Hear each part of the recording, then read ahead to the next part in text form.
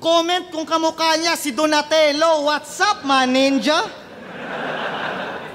Nakikipag-beef siya kay Cripply sa inggit nitong gago kasi kapag talo, hate ka ng mga tao pero like kapag nanalo. Ako na veto para manalo, ikaw na veto para matalo. At ang masakit doon yung sayo, si Enigma mismo umasikaso.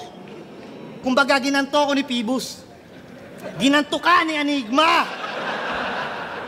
Pero dahil makapal ang mukha niya, papakitaan niya pa rin ako ng angas. Ipapaalala ko lang sa'yo kung anong nangyari sa Batangas.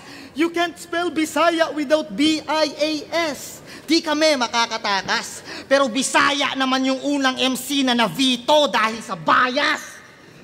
Si Plaridel. Kaya wala nang patas-patas. Mag-ubusan tayo, ano?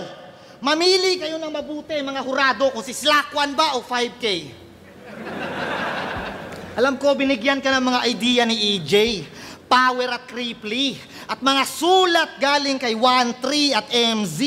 Pero kahit gaano pa kaganda yung performance mo bilang MC, papanisin lang yan lahat pag hurado na yung tropa kong si MP.